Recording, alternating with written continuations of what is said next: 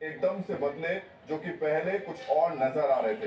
BJP ने जिस तरीके से छत्तीसगढ़ में, राजस्थान में और मध्य प्रदेश में जीत हासिल की, तेलंगाना में भी उसका परफॉर्मेंस पहले के मुकाबले बेहतर हुआ। ऐसी स्थिति में ये बीजेपी के लिए मजबूत स्थिति, लेकिन विपक्ष के लिए एक चिंता और मंथन का सवाल भी यहाँ खड़ा हो रहा है कि आखिर ऐसी स्थिति में तब जब सब लोग मिलकर के एक गठबंधन तैयार करते हैं, उसका जो लड़ाई है, उसके जो आगे की स्ट्रेटेजी है, वो किस तरीके से रहे ताकि बीजेपी के सामने वो खड़े हो पाए। लेकिन अभी फिलहाल जो तस्वीरें आप देख रहे हैं, चारों तरफ प्रधानमंत्री के स्वागत में लोग खड़े हुए हैं और अब से थोड़ी देर बाद प्रधानमंत्री इनको संबोधित करेंगे। लेकिन एक बार आपको बताते चले कि जो आज तस्वीर देखने को मिली, मध्य प्रदेश की तस्वीर, बहुत जबरदस्त तरीके से बीजेपी ने 158 सीटें हासिल करी। कांग्रेस की स्थिति 71 तक सिमट कर रह गई थी। छत्तीसगढ़ में भी बीजेपी 54 सीटों पर और कांग्रेस 36 पर रही।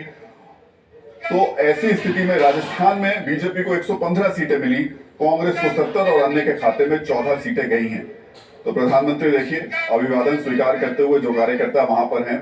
हालांकि प्रधानमंत्री का ये रुख हमेशा रहता है जब वो इस तरीके से लोगों के बीच में होते हैं, चाहे वो आम लोग हों, चाहे वो कार्यकर्ता हों, लोगों से जुड़ना, लोगों से कनेक्ट करना उनकी एक खासियत है। और कभी कभी भीड़ के बीच में जाएंगे, हाथ मिलाएंगे, कोई सेल्फी खासतौर से लेना चाहेगा तो उसके साथ जरूर सेल्फी लेंगे। ये कनेक्टिविटी लोगों से जोड़ती भी है, लोगों को आपके करीब लेकर के भी आती है। तो प्रधानमंत्री की इस रणनीति का फायदा बीजेपी को मिलता भी है और वो आज शायद आंकड़ों के जरिए सामने आ भी रहा है। लेकिन अभी देखिए बीजेपी के अध्यक्ष जेपी नड्डा, उनके साथ में यहाँ पर गृह मंत्री अमित शाह और रक्षा मंत्री राजनाथ सिंह मौजूद हैं। और जो पीछे आप नारा देख रहे हैं, सपने नहीं हकीकत बुनते हैं, तभी तो सब मोदी को चुनते हैं। एक बात बहुत महत्वपूर्ण है, आज सुबह से जिस तरीके से नतीजे आने शुरू हुए हैं, उसके बाद से पूरा श्रेय, पूरा क्रेडिट जो है वो प्रधानमंत्री को लेकर के है। हालांकि इसमें कोई दो राय नहीं। मध्य प्रदेश में, राजस्थान में, छत्तीसगढ़ में जब आप देखेंगे प्रधानमंत्री ने जिस तरीके से प्रचार की कमान संभाली, और ये भी फैक्ट है कि 2014 के बाद से बीजेपी ने चुनाव को जिस तरीके से एक मुहिम की तरह लिया है, जब से प्रधानमंत्री नरेंद्र मोदी गुजरात से दिल्ली की तरफ पहुंचे, एक स्ट्रेटेजी उनके साथ गृह मंत्री अमित शाह रहे और उन्होंने चुनाव को एक मुहिम की तरह, एक परीक्षा की तरह लेना शुरू किया। पूरी ताकत, भले ही चुनाव 3 महीने बाद हो, 6 महीने बाद हो, लेकिन एक चुनाव खत्म होता है और दूसरे चुनाव में वो उसी ताकत के साथ लग जाते हैं। वो जरूर यहाँ पर महत्वपूर्ण हो जाता है तब जब कोई राजनीतिक पार्टी चुनाव को सिर्फ एक चुनाव की तरह नहीं देखती, बल्कि एक परीक्षा की तरह देखना शुरू कर दे या फिर एक मुहिम की तरह देखना शुरू कर दे। अभी देखिए प्रधानमंत्री का स्वागत करते हुए रक्षा मंत्री और बीजेपी के अध्यक्ष जेपी नड्डा, साथ में गृह मंत्री भी मौजूद हैं। तो अभी फिलहाल वहां पर हजारों की संख्या में दिल्ली से जो बीजेपी के कार्यकर्ता है वो जुटे हुए हैं और मुझे लगता है कि अब से थोड़ी देर में ही प्रधानमंत्री आज कुछ खास जरूर कहेंगे और उसका कनेक्शन 2024 से होगा। हालांकि कल भी महत्वपूर्ण दिन है देश की सियासत के हिसाब से, क्योंकि कल से संसद का सत्र शुरू हो रहा है। विपक्ष ने बहुत कुछ सोच के रखा हुआ था आज के चुनाव के नतीजों के हिसाब से, लेकिन कल जब वो आमने सामने होंगे सरकार के, तो शायद उन्हें अपनी रणनीति को थोड़ा सा बदलना हो और जिस उत्साह के साथ में बीजेपी के सांसद वहां पर मौजूद होंगे, नेता वहां पर मौजूद होंगे, उनकी रणनीति में बदलाव होगा। बीजेपी अध्यक्ष संबोधित कर रहे हैं, एक बार सुन लेते हैं। भारतीय जनता पार्टी के और देश के यशस्वी प्रधानमंत्री आदरणीय श्री नरेंद्र मोदी जी आज इस कार्यक्रम में उपस्थित भारत के रक्षा मंत्री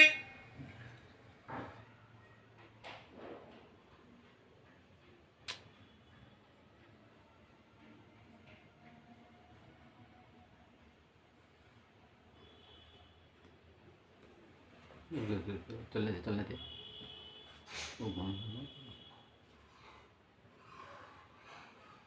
नेट पे भी करे।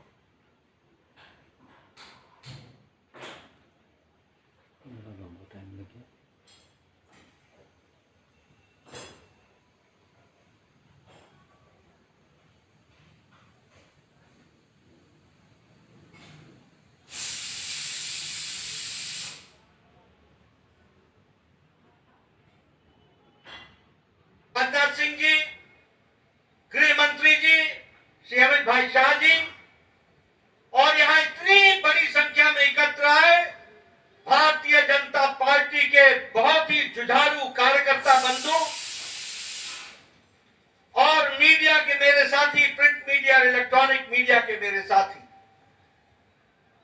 आज ये हमारा सौभाग्य है, चाहे वो देश का चुनाव हो, चाहे काल कोई भी अनुकूल हो या प्रतिकूल हो, आदरणीय प्रधानमंत्री जी ने हमेशा सबसे आगे बढ़ करके नेतृत्व को संभाला है और हमेशा उस चैलेंज को पूरा किया है।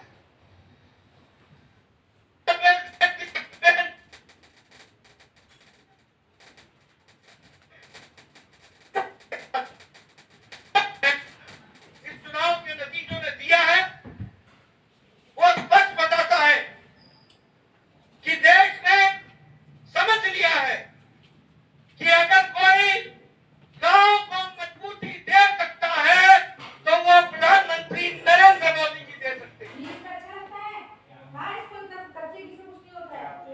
चुनाव के नतीजों ने स्पष्ट संदेश दे दिया है कि अगर कोई गांव, गरीब, वंचित, पीड़ित, शोषित, आदिवासी भाई, अनुसूचित जाति का भाई, इनको कोई सम्मान के साथ मुख्य धारा में ला सकता है तो वो और कोई नहीं, भारत के यशस्वी प्रधानमंत्री मोदी।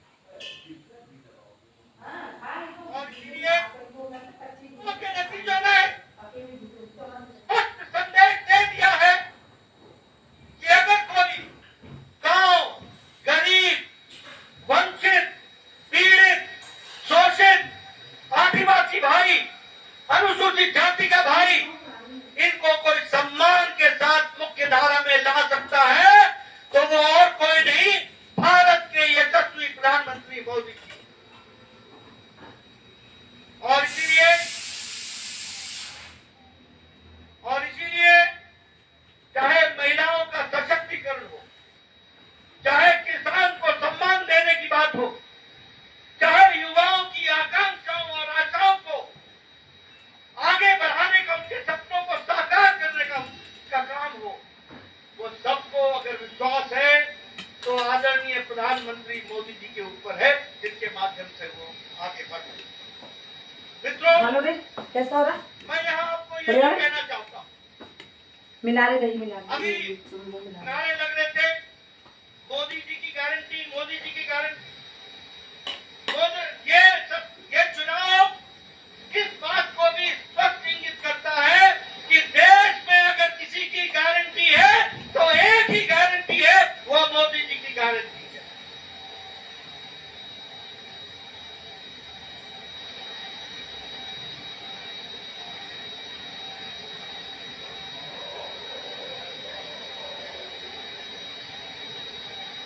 और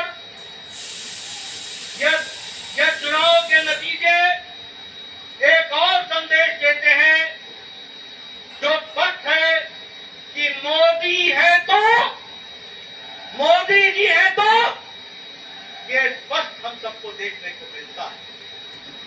मित्रों, यह चुनाव एक और बात का संदेश देते हैं, जातिवाद और तुष्टीकरण।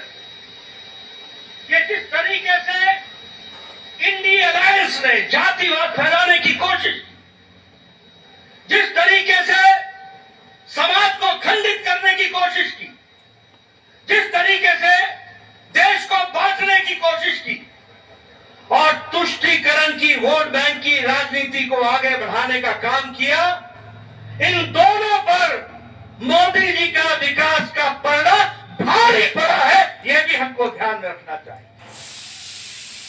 और देश ने विकास को आगे रख करके इन चुनाव के नतीजों पर मोहर लगाई है, यह भी हमको ध्यान में रखना चाहिए। मैं यहां यह भी कहना चाहता हूं, आज ये इंडिया अलायंस कैसी हो रही रे? इनको नया नया शौक, नया नया जोश, नया नया नारा, ओबीसी ओबीसी ओबीसी की चिंता नहीं।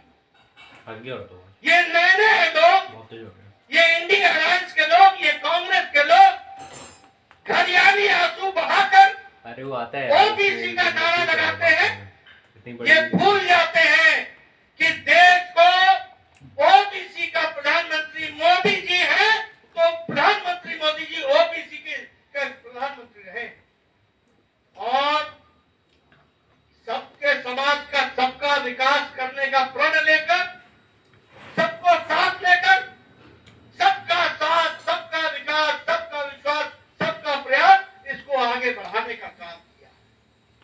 लेकिन कांग्रेस के लोग प्रधानमंत्री जी पर जिस तरीके से इस चुनाव में भद्दी टिप्पणियां की, जो नहीं सिर्फ असंसदीय थी, नहीं सिर्फ वो एक तरीके से बहुत ही निम्न स्तर की थी, ऐसी टिप्पणी की कांग्रेस के नेताओं ने, जिसको सार्वजनिक मंच से दोहराना भी मुश्किल होता है, ऐसी भद्दी टिप्पणियां प्रधानमंत्री जी पर की। क्या उस समय उनको ध्यान में नहीं था कि ये मोदी जी को गाली देने का मतलब ओबीसी को गाली देना है, पिछड़ी जाति को गाली देना है? ये उस समय उनके ध्यान में नहीं था क्या? और एक और नेता पैदा हुए, मैं ना माफी मांगू, मैं ना माफी मांगू, यानी रस्सी जल गई, बल नहीं गया है, बल नहीं गया। और ये चुनाव के नतीजे ऐसे नेताओं का बल एक बार नहीं, अनेकों बार बल खत्म करते हैं, वो भी हमको ध्यान रखना है। मैं प्रधानमंत्री मोदी जी और आपके बीच में, क्योंकि हम सब लोग उनको सुनने के लिए आए, मैं बहुत देर नहीं रहना चाहता, लेकिन यहाँ पर इस मंच से भारतीय जनता पार्टी के अध्यक्ष के रूप में मैं भारत की जनता, राजस्थान की जनता, मध्य प्रदेश की जनता, तेलंगाना की जनता, छत्तीसगढ़ की जनता को बहुत बहुत धन्यवाद देता हूं, उनके आशीर्वाद के लिए, उनके समर्पण, बहुत बहुत धन्यवाद देता हूं। ये मतदाता ही परमेश्वर होता है, वही फैसला करता है, वही आशीर्वाद देता है, और कोटि कोटि उनको धन्यवाद जिन्होंने बड़ी संख्या में आदरणीय प्रधानमंत्री जी के नेतृत्व को आशीर्वाद देकर के ये सफलता दिलाई है, इसके लिए उनको बहुत बहुत धन्यवाद। मैं इसके साथ साथ मेरे सामने बैठे कार्यकर्ता, हमारे नेता, हमारे अध्यक्ष और आपसे जुड़े हुए और टेलीविजन के माध्यम से जुड़े हुए हमारे लाखों कार्यकर्ताओं को भी मैं धन्यवाद देता हूं, जिन्होंने इस चुनाव को मोदी जी के नेतृत्व में पूरी ताकत के साथ लड़ा और यशस्वी हुए हैं, उसके लिए भी मैं उनको धन्यवाद देता हूं। मेरे से अक्सर पत्रकार पूछते थे, रणनीति क्या है, रणनीति क्या है? मैं बार बार बोलता था, रणनीति पर्दे का विषय होता है और रणनीति समय पर ही खुलती है। मेरे कार्यकर्ताओं ने इस रणनीति को, जो बारीकियां संगठन ने बताई थी, उनको बखूबी धरती पर उतारा है और हमारे कार्यकर्ताओं ने दिन रात छुट्टी पर जाकर मेहनत की और जो वातावरण बना, उस वातावरण को वोट में बदलने में उन्होंने बहुत बड़ा योगदान किया है। इसलिए मैं अपने कार्यकर्ताओं को भी बधाई देता हूं, उनको धन्यवाद देता हूं। चुनाव के नतीजों ने स्पष्ट कर दिया है कि समाज के किसी एक इलाके का हमको वोट नहीं मिला, समाज के किसी एक वर्ग का वोट नहीं मिला, समाज के किसी एक जाति का वोट नहीं मिला। हमें मोदी जी के नेतृत्व में सभी जातियों का, सभी वर्गों का और सभी इलाकों का आशीर्वाद मिला। इस बात को भी हमको ध्यान में रखना। किसका? इसलिए यह जीत सही तरीके से सबका साथ, सबका विकास, सबका विश्वास, सबका प्रयास, इसको आगे बढ़ाने का काम है। मैं अपने कार्यकर्ताओं को पुनः धन्यवाद भी देता हूं, बधाई भी देता हूं। दिन नहीं, हफ्ते नहीं, उन्होंने महीनों अपना घर छोड़ करके पार्टी के लिए बूथ पर जाकर के काम करके इस योजना को आगे बढ़ाया, सफल किया। इसके लिए मैं उनको बधाई देता हूं। मित्रों, मैं जानता हूं आपके साथ साथ मैं भी प्रधानमंत्री जी को सुनने के लिए आतुर हूं। इसलिए आपके और उनके बीच में ज्यादा समय न रहता हुआ पुनः प्रधानमंत्री जी को स्वागत करता हूं, अभिनंदन करता हूं, धन्यवाद देता हूं और मैं निवेदन करता हूं आदरणीय प्रधानमंत्री जी से कि वो हम सब का मार्गदर्शन करें और हमारे को आगे का रास्ता बताएं। माननीय प्रधानमंत्री,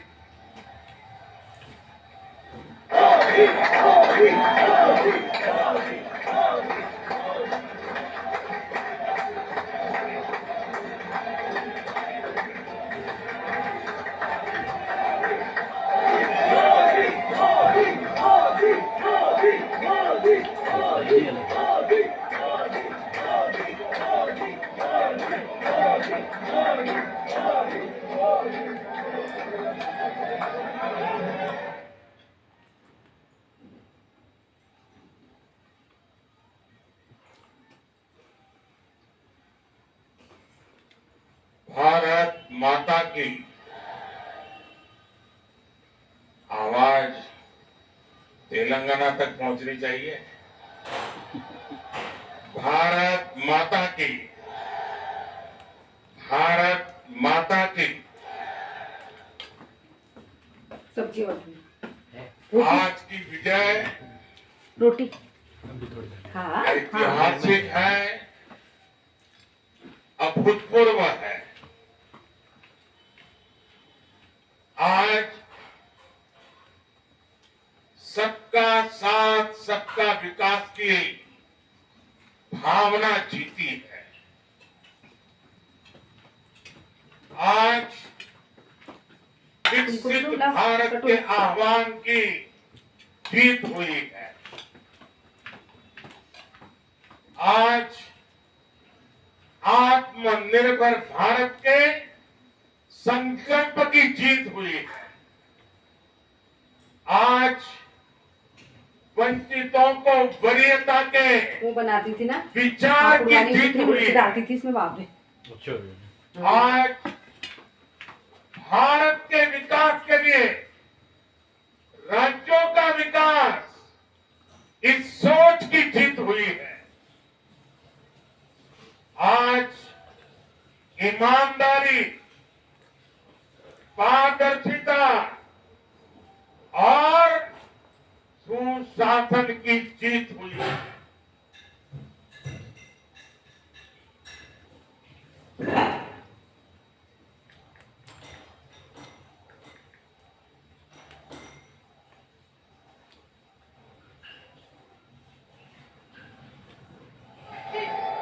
इस मंच से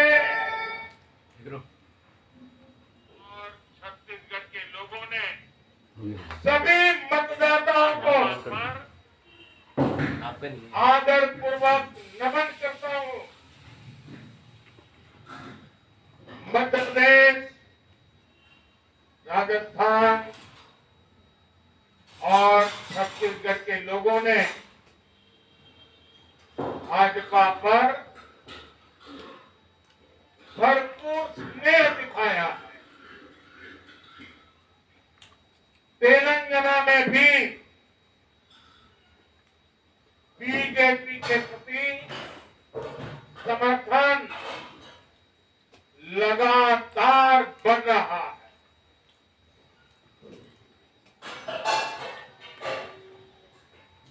ये हम सभी का सौभाग्य है जब अपने परिवारजनों से इतना प्यार मिलता है, विश्वास मिलता है, तो मैं व्यक्तिगत रूप से अनुभव करता हूं कि मेरी जिम्मेदारी और अधिक बढ़ जाती है।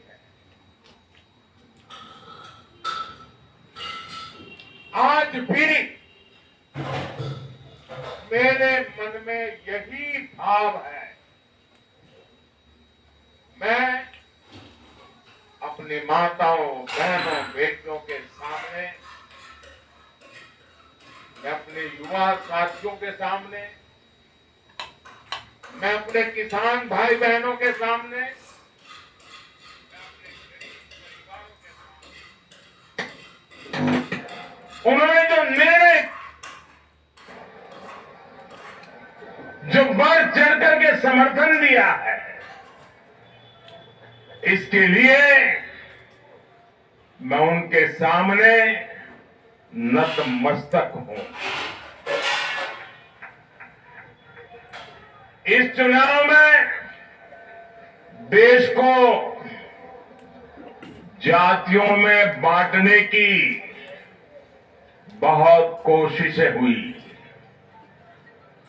लेकिन मैं लगातार कह रहा था कि मेरे लिए देश में 4 जातियां ही और चाहिए? सबसे बड़ी जातियां हैं। और चाहिए रोटी? ले। रोटी तो नहीं चाहिए। और जब मैं इन 4 जातियों की बात करता हूं, हाँ हमारी नारी शक्ति, कठोर है। हमारी युवा शक्ति, हमारे किसान और हमारे गरीब परिवार, ये सब्जी मक्के की रोटी से अच्छी होती है। इन 4 जातियों को सशक्त करने से ही देश सशक्त होने वाला है। आज बड़ी संख्या में हमारे ओबीसी साथी इसी वर्ग से आते हैं। आज बड़ी संख्या में हमारे आदिवासी साथी इसी वर्ग में आते हैं। और इन चुनावों में इन चारों जातियों ने भाजपा की योजनाओं और भाजपा के रोड मैप को लेकर बहुत उत्साह दिखाया है। आज हर गरीब कह रहा है वो खुद जीता है। आज हर वंचित के मन में भावना है कि चुनाव वो खुद जीता है। आज हर किसान यही कहता है, ये चुनाव हर किसान जीता है। आज हर आदिवासी भाई बहन ये सोचकर खुश है कि उसने जिसे वोट दिया वो विजय उसकी अपनी है। आज हर फर्स्ट टाइम वोटर बड़े गर्व के साथ कह रहा है कि मेरा पहला वोट मेरे विजय का कारण बना है। इसी जीत में हर महिला अपनी जीत देख रही है। इसी जीत में बेहतर भविष्य का सपना देखने वाला हर युवा अपनी जीत देख रहा है। हर वो नागरिक इसे अपनी सफलता समझ रहा है जो 2047 में भारत को एक विकसित राष्ट्र देखना चाहता है। साथियों, मैं आज विशेष रूप से देश की नारी शक्ति का अभिनंदन करूंगा। रैलियों में मैं अक्सर कहता था कि इन चुनावों में कहाँ गया मेरा फलन? नारी शक्ति ये ठान कर निकली है कि भाजपा का परचम लहराएगी। और जब देश की नारी शक्ति किसी का सुरक्षा कवच बन जाए तो कैसी भी ताकत उसे नुकसान नहीं पहुंचा सकती। आज नारी शक्ति वंदन अधिनियम ने देश की माताओं, बहनों, बेटियों के मन में नया विश्वास जगाया है। आज देश की हर महिला में ये भरोसा जगा है कि भाजपा सरकार में उनकी सक्रिय भागीदारी को नई बुलंदी मिलने वाली है। आज हर बहन बेटी को साफ साफ लगता है कि बीजेपी ही नारी गरिमा, नारी सम्मान, नारी सुरक्षा की सबसे बड़ी गारंटी है।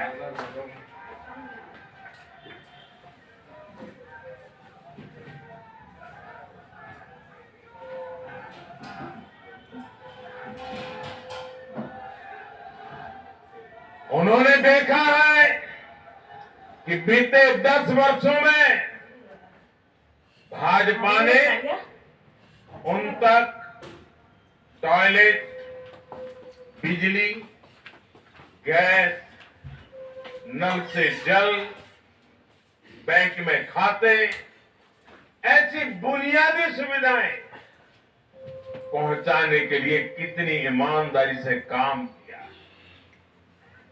आज वो देख रही है कि कैसे बीजेपी घर परिवार में, एक दिन ये चिप्स लिए थे हमने समाज वहाँ में हॉस्पिटल में खा के देखना, अलग अलग तरीके उनकी के आर्थिक खाए नहीं मैंने? भागीदारी बढ़ाने के लिए इतने ही खाए उन्हें गए। रोजगार, स्वरोजगार के वहाँ पर नए बैठता है अवसर वाली देने जंगल के फेस्टा लिए है ना, जहाँ पे वहाँ पे हाथ से निरंतर बनाता है काम कर अलग अलग तरीके के चिप्स।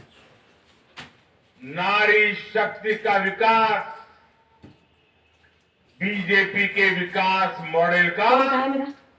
एक महत्वपूर्ण स्तंभ भी है। और इसलिए इन चुनावों में तुम्हारा चार्जर कहाँ है? महिलाओं ने, बहनों बेटियों ने एक प्रकार से भाजपा के विजय की पूरी जिम्मेवारी अपने हाथ में उठा ली थी और भरपूर आशीर्वाद दिया है। देख आते एक मैं बार। आज पूरी विनम्रता से देश की हर बहन बेटी को यही कहूंगा कि आपसे जो वायदा बीजेपी ने किए हैं वो 100% पूरे किए जाएंगे। और ये मोदी की गारंटी है। कल सोमवार है, मेरा जूता तले से छुड़वा देना यार। और मोदी की गारंटी यानी ये अच्छा जूता है, खाली गारंटी नहीं क्यों पूरा किसी को होने पहनने की की जाऊं। गारंटी। साथियों, प्रभु दरबार में- चुनाव नतीजों ने एक और बात स्पष्ट की है। देश का युवा सिर्फ और सिर्फ विकास चाहता है। जहां भी सरकारों ने युवाओं के खिलाफ काम किया है वो सरकारें सत्ता से बाहर हुई है। चाहे राजस्थान हो, चुप। छत्तीसगढ़ हो या तेलंगाना हो, ये सारी सरकारें पेपर लीक और भर्ती घोटालों के आरोपों में गिरी हुई।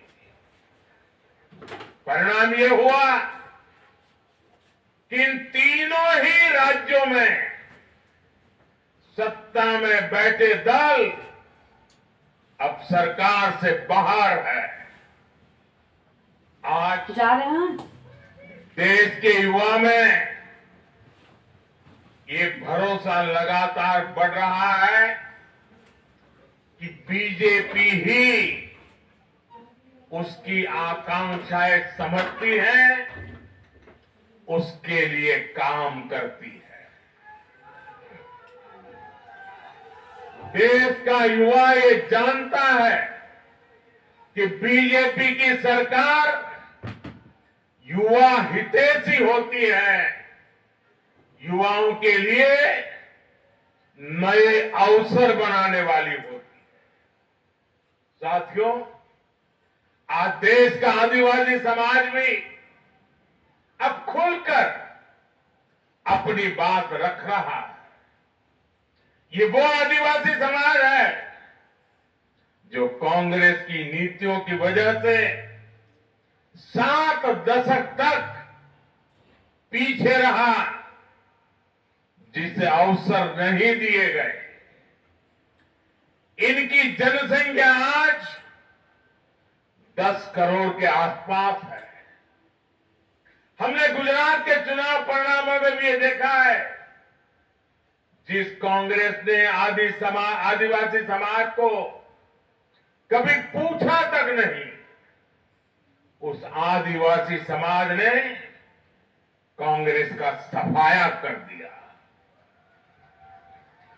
यही भावना आज हमने एमपी, छत्तीसगढ़ और राजस्थान में भी देखी है। इन राज्यों की आदिवासी अंचल की सीटों पर कांग्रेस का सुपड़ा साफ हो गया है।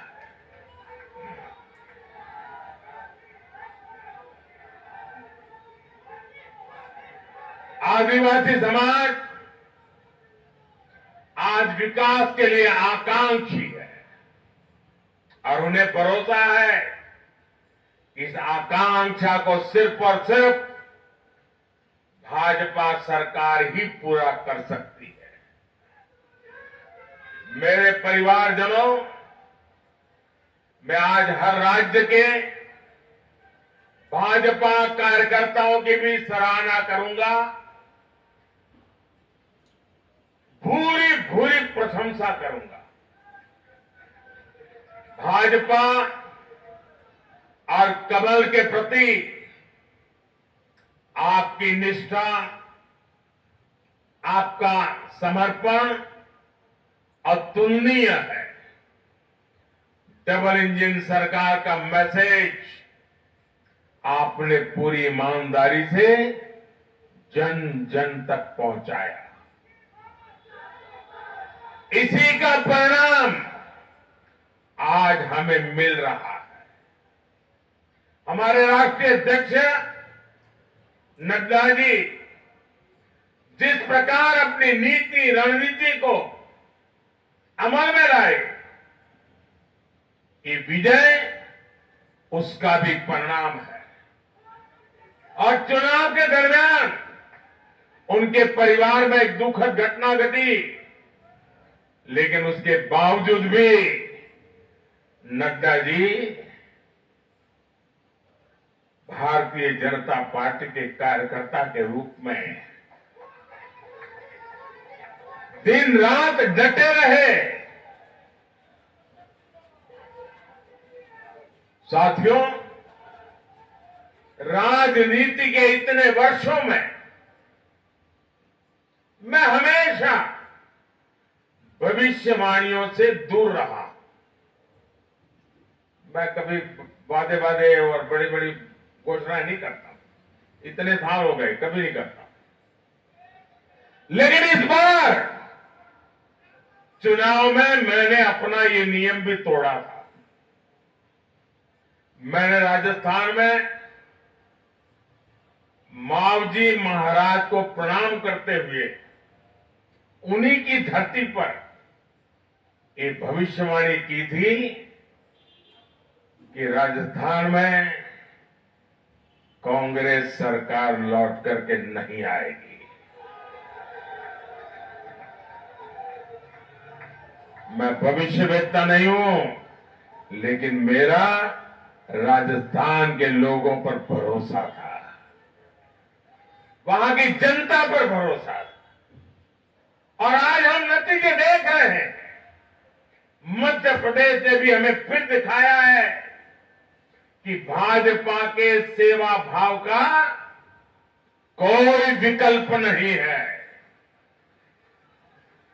2 दशक से वहां भाजपा की सरकार है और इतने वर्षों के बाद भी भाजपा पर भरोसा लगातार मजबूती हो रहा है। छत्तीसगढ़ के परिवारजनों को तो मैं जब मैं वहां चुनाव सभाओं में गया तो मैं खुद ही पहली सभा में, छत्तीसगढ़ के चुनाव की पहली सभा में मैंने खुद कहा था कि मैं आपसे कुछ मांगने नहीं आया हूं, मैं तो आपको 3 दिसंबर के बाद सरकार बनेगी तो शपथ समारोह में निमंत्रण देने के लिए आया। छत्तीसगढ़ के परिणाम से साफ है कि हर परिजन ने उस बात को स्वीकार किया है। मैं तेलंगाना की जनता और तेलंगाना के भाजपा कार्यकर्ताओं का विशेष आभार व्यक्त करता हूं। हर चुनाव में तेलंगाना में भाजपा का ग्राफ लगातार बढ़ रहा है। मैं तेलंगाना के लोगों को ये विश्वास दिलाता हूं कि बीजेपी आपकी सेवा में कोई कोर कसर बाकी नहीं छोड़ेगी। भारतीय जनता पार्टी तेलंगाना अभिवृद्धि कोसम एल्लापूडू पनी చేస్తూనే ఉంటుంది। తెలంగాణతో మాకు చాలా మంచి అనుబంధం ఉంది। मेरे परिवारजनों, इस चुनाव परिणाम की गुंज सिर्फ एमपी, राजस्थान और छत्तीसगढ़ तक सीमित नहीं रहेगी। इन परिणामों की गुंज दूर तक जाएगी। पूरी दुनिया में इन चुनाव परिणामों की गुंज सुनाई देगी। ये चुनाव परिणाम भारत के विकास पर भरोसा, दुनिया के भरोसे को और मजबूती देगा। ये चुनाव परिणाम दुनिया भर के निवेशकों को भी नया विश्वास देगा। भरोसा ये कि आजादी के अमृत काल में विकसित भारत का जो संकल्प हमने लिया है, उसे जनता जनार्दन का लगातार आशीर्वाद मिल रहा है। आज दुनिया देख रही है कि भारत का लोकतंत्र और भारत का वोटर दोनों कितने परिपक्व हैं, कितने मैच्योर हैं। आज दुनिया देख रही है कि भारत की जनता पूर्ण बहुमत के लिए, स्थिर सरकार के लिए सोच समझ करके वोट कर रही है। साथियों, भाजपा ने सेवा और सुशासन की राजनीति का नया मॉडल देश के सामने प्रस्तुत किया है। हमारी नीति और निर्णयों के मूल में सिर्फ और सिर्फ देश है, देशवासी है, भारत माता की जय, यही हमारा मंत्र है। इसलिए भाजपा सरकारें सिर्फ नीतियां नहीं बनाती, बल्कि हर हकदार, हर लाभार्थी तक वो पहुंचे, ये भी सुनिश्चित करती है। भाजपा परफॉर्मेंस और डिलीवरी की राजनीति देश के सामने हकीकत बन करके लेकर के आई है। भारत का मतदाता जानता है कि स्वार्थ क्या है, जनहित और राष्ट्रहित क्या है। दूध का और पानी का भेद देश जानता है। जैसे तैसे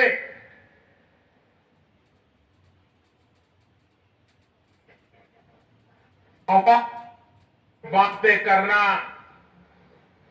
और लोभ लालच की घोषणाएं करना, ये मतदाता पसंद नहीं करता। मतदाता को उसका जीवन बेहतर करने के लिए एक स्पष्ट रोडमैप चाहिए, एक विश्वसनीयता चाहिए, एक भरोसा चाहिए।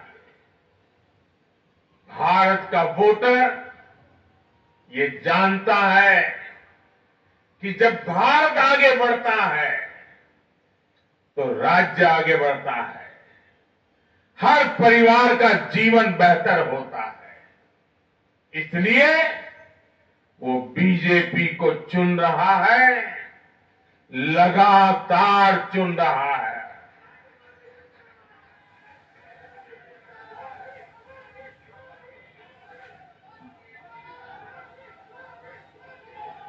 और कुछ लोग तो कह रहे हैं कि आज की इस हैट्रिक ने 24 की हैट्रिक की गारंटी दे दी है।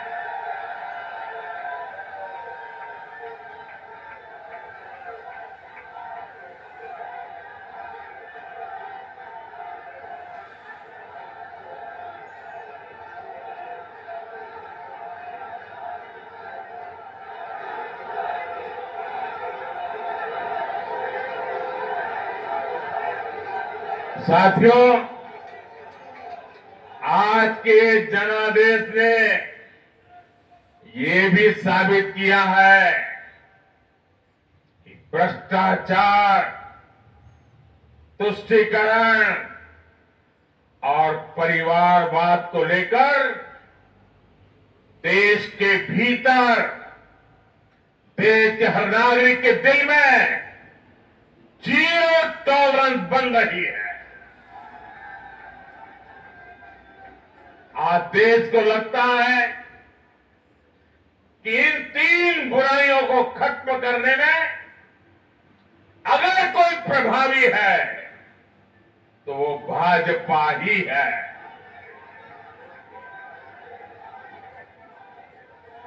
भाजपा की केंद्र सरकार ने देश में भ्रष्टाचार के विरुद्ध जो अभियान छेड़ रखा है उसको भारी जन समर्थन मिल रहा है।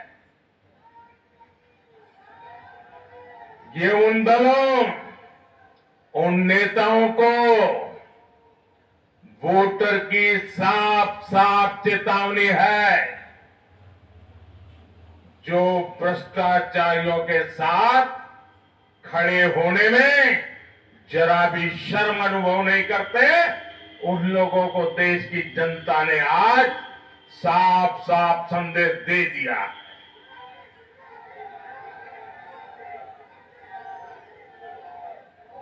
और ऐसे लोग जो भांति भांति के तर्कों से भ्रष्टाचारियों को कवच देते हैं, कवर अप करने की कोशिश करते हैं, ऐसे लोग जो भ्रष्टाचार पर कड़ा प्रहार करने वाली जांच एजेंसियों को बदनाम करने में दिन रात जुटे हुए हैं, वे समझ लें ये चुनाव नतीजे भ्रष्टाचार के खिलाफ लड़ाई का भी जन समर्थन है।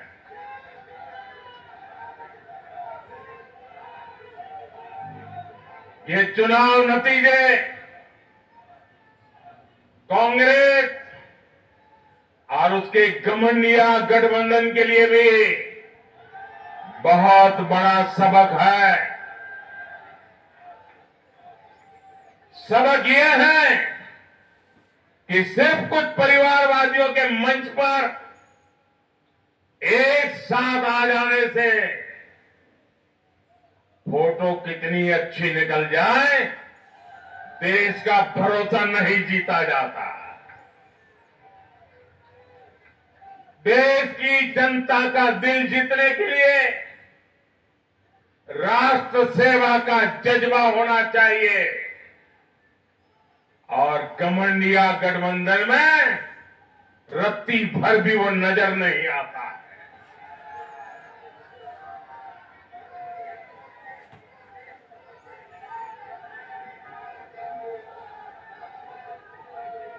गाली गलौज, निराशा, नेगेटिविटी एक घमंडिया गठबंधन को मीडिया की हेडलाइन जरूर दे सकती है, लेकिन जनता के दिल में स्थान नहीं दिला सकती। साथियों, आज के ये नतीजे उन ताकतों को भी चेतावनी है जो प्रगति और जन कल्याण की राजनीति के खिलाफ खड़े रहते हैं। जब भी विकास होता है, कांग्रेस और उसके साथी विरोध करते हैं। जब हम वंदे भारत ट्रेन लॉन्च करते हैं तो कांग्रेस और उसके साथी उसकी मजाक उड़ाते हैं। जब हम आयुष्मान भारत लॉन्च करते हैं तो कांग्रेस और उसके साथी इसमें रोड़ा अटकाते हैं। जब हम गरीबों के लिए घर बनाते हैं तब कांग्रेस और उसके साथी रुकावटें डालते हैं। जब हम गरीबों तक नल से जल पहुंचाते हैं तो कांग्रेस और उसके साथी इसमें भ्रष्टाचार का रास्ता बनाने में लग जाते हैं। जब हम ग्रामीण विकास के लिए फंड भेजते हैं तो कांग्रेस और उसके साथी इसे गरीबों को तक पहुंचने में रुकावट डालने की कोशिश करते हैं। ऐसी सभी पार्टियों को आज गरीबों ने चेतावनी दी है, सुधर जाइए, सुधर जाइए, वरना जनता आपको चुन चुन करके साफ कर देगी।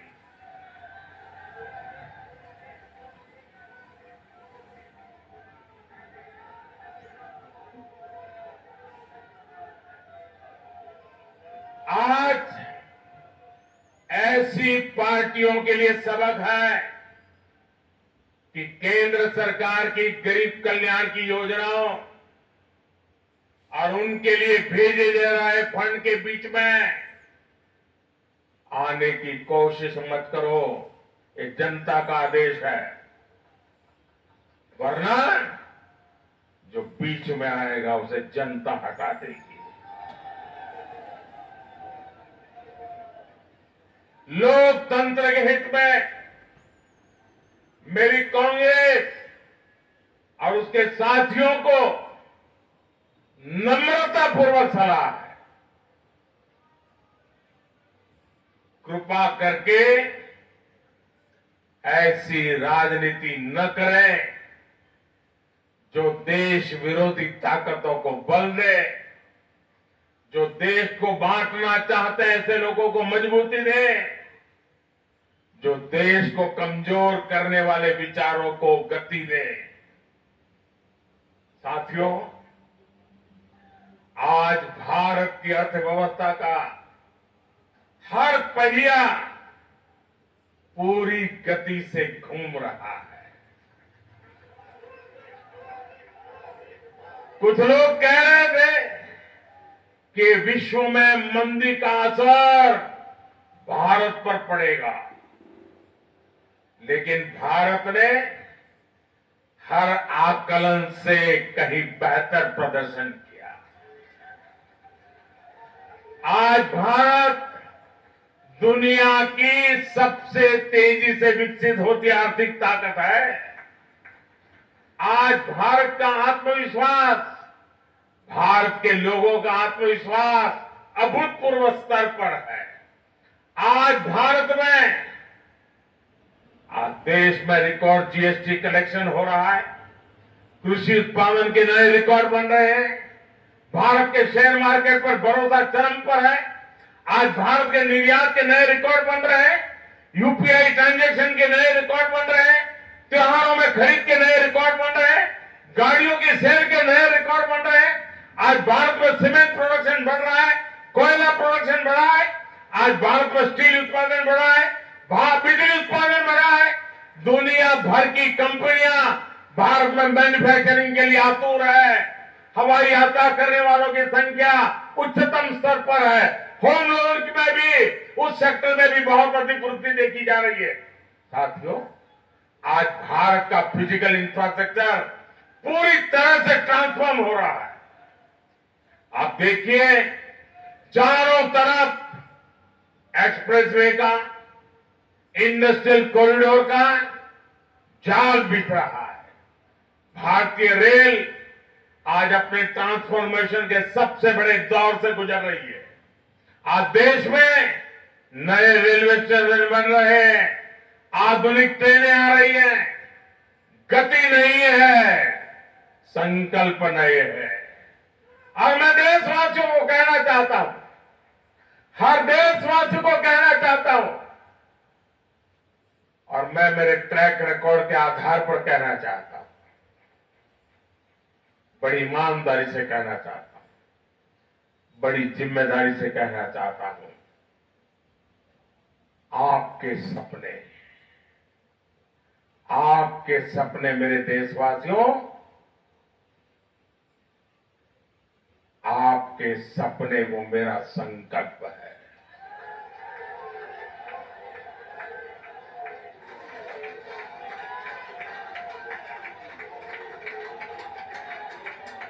आपके सपनों को पूरा करने के लिए जो मेरा संकल्प है, वो मेरी साधना भी है, मेरी तपस्या भी है। साथियों, भारत का डिजिटल इंफ्रास्ट्रक्चर दुनिया में श्रेष्ठता की तरफ बढ़ रहा है। भारत आज दुनिया में 5G नेटवर्क के मामले में अग्रणी देश में पहुंच चुका है। आज भारत में गांव-गांव तक ऑप्टिकल फाइबर पहुंच रहा है। आज देश के सोशल इंफ्रास्ट्रक्चर पर भी अभूतपूर्व गति से काम हो रहा है। हर गरीब को मुफ्त राशन वाली योजना अगले 5 साल के लिए बढ़ा दी गई है। भाजपा सरकार में 4 करोड़ गरीब परिवारों के पक्के घर बन चुके हैं। हम हर गरीब परिवार को पक्की छत देने के संकल्प की ओर तेजी से बढ़ रहे हैं। घर घर नल से जल, ये अभियान तेज गति से चल रहा है। आज देश में रिकॉर्ड गति से नए अस्पताल बन रहे हैं, मेडिकल कॉलेज बन रहे हैं, कॉलेज और यूनिवर्सिटी की संख्या बढ़ रही है। साथियों, आज भारत आगे बढ़ रहा है। भारत का नागरिक आगे बढ़ रहा है।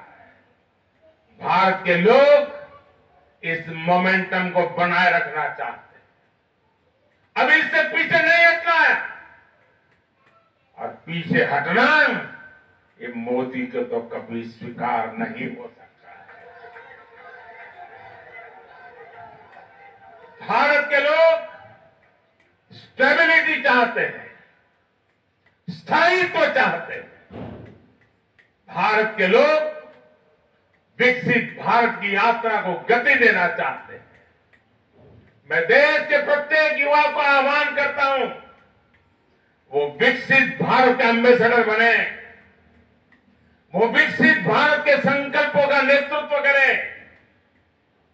मैं भाजपा कार्यकर्ताओं से भी कहूंगा, प्रत्येक भाजपा कार्यकर्ता नमो ऐप पर जाएं और कम से कम 10 लोगों को विकसित भारत का एम्बेसडर बनाएं। हमें आज एक ऐसी पीढ़ी तैयार करनी है जिसका सपना हो विकसित भारत, जिसका संकल्प हो विकसित भारत, जिसकी साधना हो विकसित भारत, जिसका समर्पण हो विकसित भारत। साथियों, विकसित भारत के निर्माण के लिए ये बहुत जरूरी है कि कोई भी नागरिक पीछे नहीं छूटे। इन चुनावों में मैंने लगातार कहा है कि हर लाभार्थी तक पहुंचकर भाजपा सरकार उसे सरकारी योजनाओं का लाभ देगी। इसके लिए केंद्र सरकार ने 14 नवंबर यानी जनजातीय गौरव दिवस यानी भगवान बिरसा मुंडा की जयंती से विकसित भारत संकल्प यात्रा शुरू की है। योजनाओं से वंचित लोगों को जोड़ने के लिए सरकार खुद लोगों के दरवाजे पर दस्तक दे रही है। जिन क्षेत्रों में यात्रा पहुंच रही है वहां लोग खुशियां मना रहे हैं कि मोदी की गारंटी वाली गाड़ी हमारे गांव आ रही है। मैं आज विजय के इस समारोह से हर बीजेपी कार्यकर्ता को सलाह दूंगा, आग्रह करूंगा। अब आज से आपको मोदी की गारंटी वाली इस गाड़ी के आगे आगे चलना है। मोदी की गारंटी वाली गाड़ी देश की सफलता की गारंटी बनेगी और ये भी मोदी की गारंटी है। और आपको एक बात और याद रखनी है, जहां दूसरों से उम्मीद खत्म होती है वहां से मोदी की गारंटी शुरू होती है। मेरे परिवारजनों, विधानसभा चुनाव के नतीजों ने पॉजिटिव एनर्जी का एक ऐसा प्रवाह शुरू किया है जिसे आज पूरा देश महसूस कर रहा है। इस शक्ति ने विकसित भारत के लिए तैयार हुई नींव को और मजबूत कर दिया है। हमें ऊर्जा बनाए रखनी, हमें ये शक्ति बढ़ाते रहना है। हमें 140 करोड़ भारतीयों के विश्वास को जगाए रखना है। हमें जन जन को अपने साथ जोड़ना है। हमें हर मन को समझना है। हमें सबको साथ लेकर चलना है। हमें हर एक को अमृतकाल की विकास यात्रा का साथी बनाना है। जो हमसे दूर है हमें उनके पास पहुंचना है। जिन्हें संदेह है हमें उनमें भरोसा जगाना है। भाजपा के कार्यकर्ताओं पर जिम्मेदारी और बढ़ गई है, क्योंकि नकारात्मक शक्तियां अब तेजी से एकजुट होने का प्रयास करेंगी। देश को बांटने वाली ताकतें अब एड़ी चोटी का जोर लगाएगी। समाज में खाई पैदा करने वाले अब नए मौके तलाशेंगे। हमें उनसे मुकाबला भी करना है, उनके फेक नैरेटिव को जवाब भी देना है, लेकिन उससे बढ़कर हमें जनता के यकीन को बनाए रखना है। साथियों, उत्साह और उमंग के इस वातावरण के बीच मेरी आदत छूटती नहीं है। मैं फिर से वो तो करता ही रहता हूं कि मैं मूलतः संगठन से निकला हूं तो स्वभाव मेरा जाता नहीं। मैं आज पूरा दिन टीवी पे क्या चल रहा था ज्यादा समय नहीं दे पाया, देख नहीं पाया, क्योंकि मैं हमारे जो भारत का पूर्वी समुद्री तट है वहां साइक्लोन की संभावनाएं नजर आ रही है, जरा तेजी की संभावनाएं नजर आ रही है। और इसलिए विजय के महोत्सव में भी मैं तो यही कार्यकर्ताओं से कहूंगा, हमें साइक्लोन मिचोंग से भी सतर्क रहना है। बंगाल की खाड़ी से सटे तटीय इलाकों में इसका प्रभाव पड़ सकता है। केंद्र सरकार लगातार इस पर राज्य सरकारों से संपर्क में है, उनकी हर संभव मदद भी कर रही है। मैं तमिलनाडु, पुडुचेरी, उड़ीसा और खास तौर से आंध्र प्रदेश के भाजपा कार्यकर्ताओं से भी कहूंगा कि राज्य सरकार भले ही किसी भी दल की हो, आप पूरी शक्ति से राहत और बचाव काम में जुट जाना, प्रशासन को पूरा साथ देना, और यही एक समर्पित भाजपा कार्यकर्ता के संस्कार होते हैं। हमारे लिए दल से बड़ा देश है, हमारे दिल से भी बड़ा हमारा देशवासी है।